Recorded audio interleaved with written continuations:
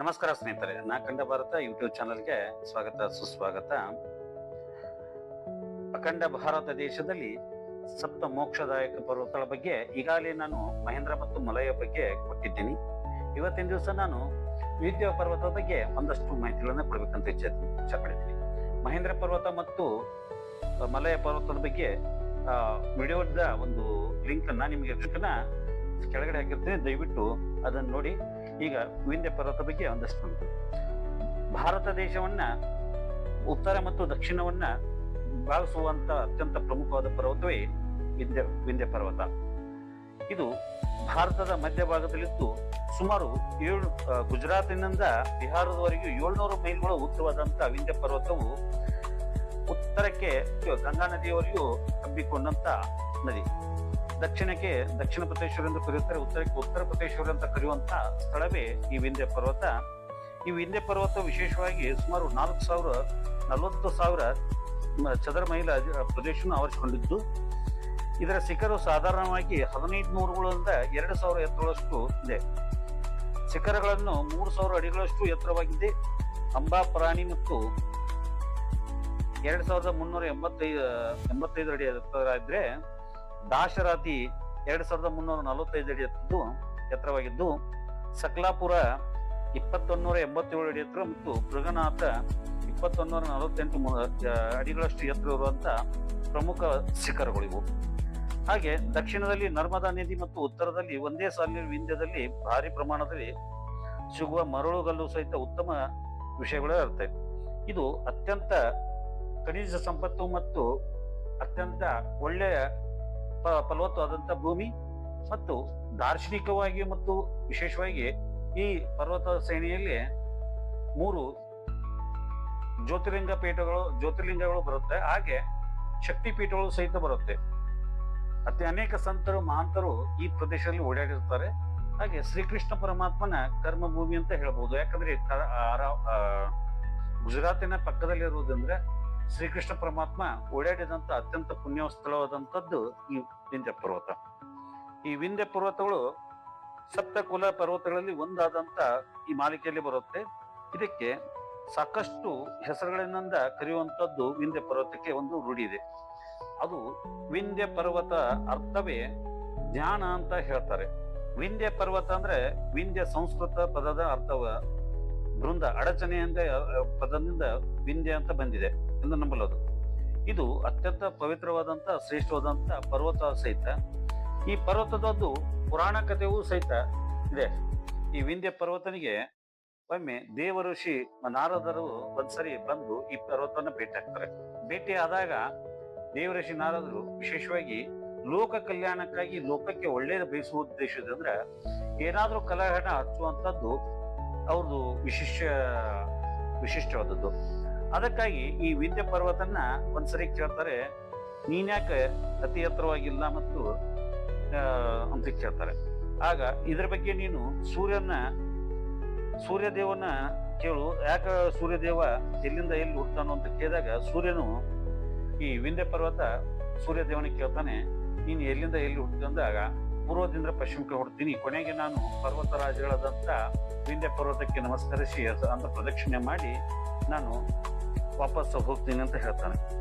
ಇದನ್ನ ಕೇಳಿದಂತ ವಿಂಧ್ಯ ಪರ್ವತನಿಗೆ ಸ್ವಲ್ಪ ಅಹಂ ಬರುತ್ತೆ. ಅಂದ್ರೆ ಈ ವಿಂಧ್ಯ ಪರ್ವತನಿಗೆ ಇರುವಂತಹ ಅಹಂಕಾರ ಇಳಿಸುವ ಸಲುವಾಗಿ ಈ ಸೂತ್ರವನ್ನು ಹೂಡಿದಂತ ನಾರದ ಮಹರ್ಷಿಗಳು ವಿಂಧ್ಯ ಪರ್ವತ ಏನು ವಿಚಾರ ಮಾಡ್ತಾರಂದ್ರೆ, ಸೂರ್ಯದೇವ ಪ್ರತಿದಿನ ನನಗೆ ಪ್ರದಕ್ಷಿಣೆ ಆಗ್ಬೇಕು, ನನ್ನಿಂದನೇ ಆಗ್ಬೇಕು, ನಾನು ಹಿಮಾಲಯ ಮತ್ತು ವಿಂಧ್ಯ ಪರ್ವತ ಮೇರು ಪರ್ವತಕ್ಕಿಂತ ಎತ್ತರ ಆಗ್ಬೇಕು ಅನ್ನೋ ಕಾರಣಕ್ಕಾಗಿ ಎತ್ತರವಾಗಿ ಬೆಳೆಯಲು ಪ್ರಾರಂಭ ಮಾಡುತ್ತೆ.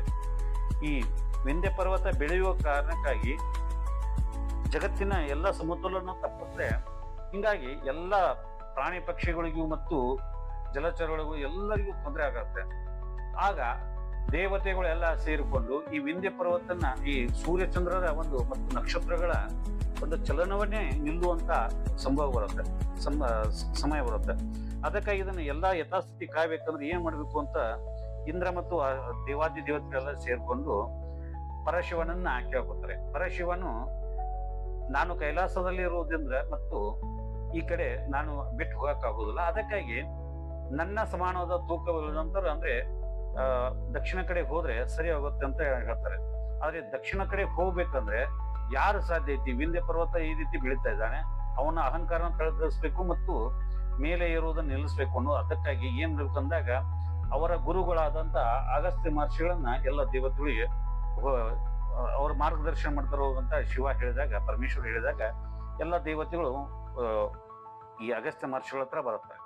ಅಗಸ್ತ್ಯ ಮಹರ್ಷಿಗಳು ತನ್ನ ಶಿಷ್ಯನಾದಂತ ವಿಂಧ್ಯ ಪರ್ವತನಿಗೆ ನಾವು ದಕ್ಷಿಣಕ್ಕಾಗಿ ಹೋಗ್ಬೇಕಾಯ್ತು, ಅದಕ್ಕಾಗಿ ನಾನು ದಾರಿ ಬಿಡ್ಬೇಕು ಅಂತ ಕೇಳ್ಕೊಂತ ಹೇಳಿದಾಗ ಗುರುಗಳು ಒಪ್ಕೊಂಡಂತ ಅಗಸ್ತ್ಯ ಮಹರ್ಷಿಗಳು ಅವರು ತಮ್ಮ ಪತ್ನಿಯಾದಂತ ಲೋಭಮುದ್ರೆಯೊಂದಿಗೆ ಬರ್ತಾರೆ. ಬಂದಾಗ ವಿಂಧ್ಯ ಪರ್ವತ ನೋಡಿ ಗುರುಗಳಿಗೆ ನಮಸ್ಕಾರ ಮಾಡ್ತಾನೆ. ನಮಸ್ಕಾರ ಮಾಡಿದಾಗ ಈ ರೀತಿ ಎತ್ತರದ ಬೆಳಿತಾ ಇದ್ರೆ ನನಗೆ ದಾಟಿ ಹೋಗಕ್ಕಾಗಲ್ಲ, ಅದಕ್ಕೆ ನಾನು ದಕ್ಷಿಣ ಕಡೆ ಒಂದು ಕೆಲಸದೇ ನಾನು ಹೋಗ್ಬೇಕಾಯ್ತಿ, ದಯವಿಟ್ಟು ನಾನು ಬರುವವರೆಗೆ ನೀನು ತಗ್ಗಿರಬೇಕು ಅಂತ ಹೇಳಿ ಹೇಳ್ತಾನೆ. ಈ ಗುರುಗಳಿಗೆ ಸಾಷ್ಟಾಂಗ ನಮಸ್ಕಾರ ಹಾಕಿದಂತ ವಿಂಧ್ಯ ಪರ್ವತ ಅದೇ ರೀತಿ ಇರ್ತಾನೆ. ನಾನು ದಕ್ಷಿಣದಿಂದ ವಾಪಸ್ ಬರೋದು ನೀನು ಹೀಗೆ ಇರ್ಬೇಕು ಅಂತ ಹೇಳ್ತಾರೆ. ನಾನು ಇಲ್ಲಿ ಬರುವವರೆಗೂ ನೀನು ಹೀಗೆ ಇರ್ಬೇಕನ್ನಂತೆ ಆಯ್ತು ಒಪ್ಪಿಕೊಂಡಂತ ವಿಂಧ್ಯ ಪರ್ವತ ಬಾಗ್ತಾನೆ. ಆಗ ಸೂರ್ಯ ಚಲನೆ ಮತ್ತೆ ಯಥಾಸ್ಥಿತಿ ಬರುತ್ತೆ. ಆದ್ರೆ ದಕ್ಷಿಣಕ್ಕೆ ಬಂದಂತ ಅಗಸ್ತ್ಯ ಮಹರ್ಷಿಗಳು ಮತ್ತೆ ವಾಪಸ್ ದಕ್ಷಿಣದಿಂದ ಉತ್ತರ ಕಡೆ ಹೋಗುದಿಲ್ಲ. ಹೋಗೋದಾದ್ರೂ ಸಹಿತ ಒಂದೆರಡು ಸರಿ ಹೋದ್ರೂ ಸಹಿತ ಸಂದರ್ಭ ಬಂದ್ರೂ ಸಹಿತ ಈ ವಿಂಧ್ಯ ಪರ್ವತದ ಕಡೆ ಅಂದ್ರೆ ಗುಜರಾತ್ ಮತ್ತು ಬಿಹಾರ ಕಡೆ ಬರದೆ ಅವರು ಪುರಿ ಜಗನ್ನಾಥನ ಮೇಲ್ ಕಡೆಯಿಂದ ರೂಟ್ ಮೂಲಕ ಅಂದ್ರೆ ಸಮುದ್ರ ಮಾರ್ಗದ ಮೂಲಕ ಅಂದ್ರೆ ಪೂರ್ವ ಕರಾವಳಿ ಪ್ರದೇಶ ನಡ್ಕೊಂಡು ಹೋಗಿ ಉತ್ತರಕ್ಕೆ ಹೋಗಿ ಬರ್ತಾರ. ಕರೆ ಈ ಕಡೆ ಬರುದಿಲ್ಲ, ಯಾಕಂದ್ರೆ ಅಗಸ್ತ್ಯ ಮಹರ್ಷಿಗಳು ಮತ್ತೆ ಬಂದ್ರೆ ಪರ್ವತ ಮತ್ತೆ ಬೆಳೀತಾನಂತ ಒಂದು ನಂಬಿಕೆ. ಇದು ವಿಂಧ್ಯ ಪರ್ವತದ ಪೌರಾಣಿಕ ಕಥೆ. ಆದ್ರೆ ಈ ಪರ್ವತದಲ್ಲಿ ಅತ್ಯಂತ ಶ್ರೇಷ್ಠವಾದಂತ ದೇವತೆಗಳು ಸಹಿತ ಇದ್ದಾರೆ. ಈ ಪರ್ವತದಲ್ಲಿ ವಿಂಧ್ಯಾಚಲದಲ್ಲಿ ವಿಂಧ್ಯವಾಸಿ ಮತ್ತು ಕೌಶಿಕಾದೇವಿಯ ಮಂದಿರಗಳಿವೆ. ಇದು ದೇವಿ ಭಾಗತದಲ್ಲಿ ತ್ರಿಶೂಲಂತೆ 108 ಶಕ್ತಿಪೀಠಗಳು ಹೊಂದಿದೆ. ಈ ಮಂದಿರದ ನವರಾತ್ರಿ ಭಾರಿ ಉತ್ಸವಗಳು ನಡೆಯುತ್ತವೆ. ಜೊತೆಗೆ ಮಹಾಕಾಳಿ ಅಷ್ಟಭುಜೇಶ್ವರಿ ಇನ್ನೂ 12 ಮಂದಿರಗಳು ವಿಂಧ್ಯವಾಸಿಯಲ್ಲಿ ಇದೆ. ಮಹಾಕಾಳಿ ಅಷ್ಟಭುಜೇಶ್ವರಿ ಕ್ರಮವಾಗಿ ಲಕ್ಷ್ಮೀ, ಸರಸ್ವತಿ ಮತ್ತು ಪಾರ್ವತಿಯರು ಸಹಿತ ಅಂಶದಿಂದ ದುರ್ಗಾ ಸಪ್ತಶಯ ಪ್ರಕಾರ ಶಂಭ ನಿಶಂಬರನ್ನ ಸಂಹಾರಕ್ಕಾಗಿ ಪಾರ್ವತಿ ಅಂಶದಿಂದ ರೂಪುಗೊಂಡಂತ ಶಕ್ತಿ ಮಹಾಕಾಳಿ. ದೇವಕ್ಕೆ 8ನೇ ಮಗನೆಂದು ಭಾವಿಸಿದ ಕೃಷ್ಣನು ಬದಲಿಸಿ ಮಲಗಿದ ಹೆಣ್ಣು ಮಗುವನ್ನು ಕಂಸನು ಎಳೆದು ಬಡಿದರೆ ಪುಸಲು ಪ್ರಯತ್ನಿಸಿದಾಗ ಅದು ಕೈಯಿಂದ ಜಾರಿ ಅಷ್ಟಭುಜೇಶ್ವರಿ ಕಾಣಿಸಿಕೊಂಡಂತೂ ವಿಂಧ್ಯಾಚಲದಲ್ಲಿ ಇದೆ. ಇದು ಅತ್ಯಂತ ಶ್ರೇಷ್ಠವಾದಂತ ಪರ್ವತ.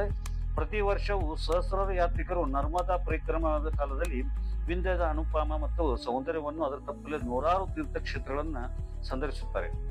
ವಿಂಧ್ಯ ನೆನಪಾದಾಗಲಲ್ಲಿ ಮಾವಳ, ಕುರುಷ, ಮೇಕಲ, ಉತ್ಕಲ, ದಾಶೂರ್ಣ, ಭೋಜ, ಕೌಸಲ ಮತ್ತು ತ್ರಿಪುರಣ, ವೈದಿಷ್ಟ, ನದ್ರಷ್ಟ, ಅವಂತಿಕ ಪರಾಕ್ರಮಿ ರಾಜರು, ಸುಂದರ ಅರಮನೆಗಳು, ಬಲಾಢ್ಯ ಕೋಟೆಗಳು, ಚಿನ್ನ ವಜ್ರ ತೀರ್ಥಗಳು ಕಣ್ಮನ್ ಮುಂದೆ ಹಾದೋಗುತ್ತವೆ. ಈ ವಿಂಧ್ಯ ಪರ್ವತದಲ್ಲಿ ನಾವು ಏನು ಈ ಸಹಸ್ರ ಭುಜದ ರಾಜನಾದಂತ ಕಾರ್ತಿ ವೀರಾರ್ಜುನ ಇದೇ ಪ್ರಾಂತದಲ್ಲಿ ರಾಜನಾಗಿದ್ದ. ನರ್ಮದಾ ನದಿಯ ಎತ್ತರಿನ ದಡದಲ್ಲಿ ಆತನು ಸಹಿತ ರಾಜನಾಗಿದ್ದು ಸಹಿತ ವಿಶೇಷವಾಗಿದ್ದು. ವಿಂಧ್ಯ ಪರ್ವತದ ಬಗ್ಗೆ ನಾವು ಎಷ್ಟು ಹೇಳಿದರೂ ಸಾಲದು, ಅಷ್ಟೊಂದು ವಿಶೇಷತೆಯನ್ನು ಹೊಂದಿದಂತ ಅತ್ಯಂತ ಪುಣ್ಯ ಭೂಮಿ ಈ ವಿಂಧ್ಯ ಪರ್ವತ. ಈ ವಿಂಧ್ಯ ಪರ್ವತ ಬಗ್ಗೆ ಈ ಒಂದಷ್ಟು ಮಾಹಿತಿಗಳನ್ನ ನೀಡಿದ್ದೀನಿ. ಇದೆಲ್ಲ ನಿಮ್ಗೆ ಇಷ್ಟ ಆಗಿದ್ರೆ ನಾಕಂಡ ಭಾರತ ಯೂಟ್ಯೂಬ್ ಚಾನಲ್ ಸಬ್ಸ್ಕ್ರೈಬ್ ಮಾಡ್ಕೊಳ್ಳಿ. ನಿಮ್ಮ ಸ್ನೇಹಿತರು ವಿಡಿಯೋನ ಶೇರ್ ಮಾಡೋದನ್ನ ಮರಿಬೇಡಿ ಅಂತ ನಮ್ಮಲ್ಲಿ ಮಾತು ವಿನಂತಿಸ್ಕೊಳ್ತೀವಿ. ಧನ್ಯವಾದಗಳು.